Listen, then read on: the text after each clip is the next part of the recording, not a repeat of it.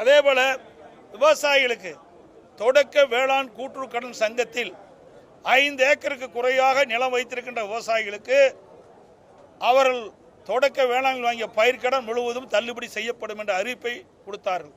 5 ஏக்கருக்கு மேல் நிலம் வைத்திருக்கின்ற விவசாயிகள் தொடக்க வேளாண் கூட்டுறவு கடன் சங்கத்தில் வாங்கிய பயிர்க்கடன் பாதி தள்ளுபடி செய்யப்படும் என்று அறிவித்தார்கள். ஆனால் கிட்டத்தட்ட ஒரு மாதத்திற்கு முன்பு தமிழ்நாடு முதலமைச்சர், தமிழக வெற்றி கழகத்தினுடைய அரசு சிறு குறு நடுத்தர விவசாயிகள் 5 ஏக்கருக்கு குறைவாக நிலம் வைத்திருக்கின்ற விவசாயிகளுக்கு 75,000 ரூபாய் கடன் தள்ளுபடி செய்யப்படும். அதற்கு மேல் இருக்கின்ற அனைத்து விவசாயிகளுக்குமே, இந்த சிறு குறு விவசாயம் சரி பெரு விவசாயம் அனைவருக்கும் 35,000 ரூபாய் தான் பயிர்க்கடன் தள்ளுபடி செய்யப்படும் என்ற அறிவிப்பை கொடுத்திருக்கிறார்கள். ஆனால் இந்த தேர்தல் அறிக்கையில் அவர்கள் கொடுத்ததற்கு மாறாக விவசாயியுடைய கடன் தள்ளுபடி செய்திருக்கிறார்கள். ஆக மொத்தம் விவசாயிகளை ஏமாற்றியிருக்கின்றார்கள். இதுதான் இந்த பட்ஜெட்டில் காண முடிகிறது. உண்மையிலேயே விவசாயிகளுக்கு நன்மை கிடைக்கக்கூடிய பட்ஜெட் இது இல்லை என்பதை இந்த நேரத்தில் தெரிவிக்கிறேன். அதோட அதிமுக ஆட்சியில் பல்வேறு திட்டங்களை நான் நிறைவேற்றி கொடுத்தோம். குடிமராமத்து திட்டம் என்ற அற்புதமான திட்டத்தை கொண்டு வந்து நிறைவேற்றிக்கிறோம். ஏரி குளம் குட்டைகள் அனைத்தும் தூர்வாரப்பட்டது. அது பல திட்டத்தை இணைச்சு இன்னைக்கு அறிவிச்சிருக்கிறாங்க. அது ஒரு 1500 கோடி அறிவிச்சிருக்கிறாங்க. ஆனால் அது முழுசாக குடிமராமத்து திட்டத்துக்கு அறிவிக்கல.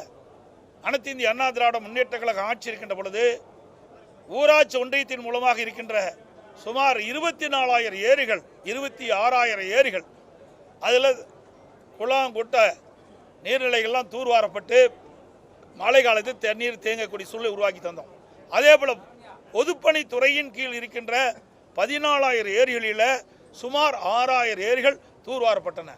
அதற்காக சுமார் 1,240 கோடி நிதி ஒதுக்கீடு செய்யப்பட்டது. இதனால் இப்பொழுது இருக்கின்ற வறட்சி காலத்தில் அனைத்து இந்திய அண்ணா திராவிட முன்னேற்ற கழக ஆட்சியில் தூர்வாரப்பட்ட ஏரியில் தூர்வாரப்பட்ட காரணத்தினால் இன்றைக்கு நீர்நிலைகள் அங்கங்கே தண்ணி இருக்கின்றது. நிலத்தடி நீர் அங்கங்கே பல பகுதியில் வற்றாமல் இருக்கின்றது. இவ்வளவு வறட்சியான காலத்திலும் அனைத்து இந்திய அண்ணா திராவிட முன்னேற்ற கழக ஆட்சியில் போடப்பட்ட திட்டம் இன்றைக்கு விவசாயிகளுக்கும் பொதுமக்களுக்கும் கை கொடுக்கின்றது. ஆனால் அந்த திட்டத்துக்கு முழுமையான அறிவிப்பு கிடையாது. தடுப்பணை கட்டுகின்ற அமைப்பும் கிடையாது. பல துறை இதில் இணைச்சிருக்கிறாங்க. ஏன்னா ஒவ்வொரு துறைக்கும் ஒரு அமைச்சர் இருக்கிறாங்க. இன்றைக்கு நேற்றைய தினம் பொது பட்ஜெட் போட்டாங்க. ஒவ்வொரு துறைக்கும் நிதி ஒதுக்கீடு செஞ்சிருக்கிறாங்க. இன்றைக்கு இந்த பொது பட்ஜெட்டும் வேளாண் பட்ஜெட்டும் முடிந்த பிறகு பதிலுரை அவர்கள் அளித்த பிறகு ஒவ்வொரு துறைக்கும் மானிய கோரிக்கை நடைபெறும். அந்த மானிய கோரிக்கையின் போது அந்த துறை வாரியாக அந்தந்த அமைச்சர்கள் அவர் தெரிவிப்பாங்க. அதையெல்லாம் இணைச்சு 20 துறைகளை ஒன்றாக இணைச்சு வேளாண் பட்ஜெட் இருக்காங்க. அப்புறம் எதுக்கு அந்த 20 துறைக்கு மந்திரி தேவை? அந்த 20 துறைக்கு ஏன் மானிய கோரிக்கை நடைபெறணும்? தேவையே இல்லையே.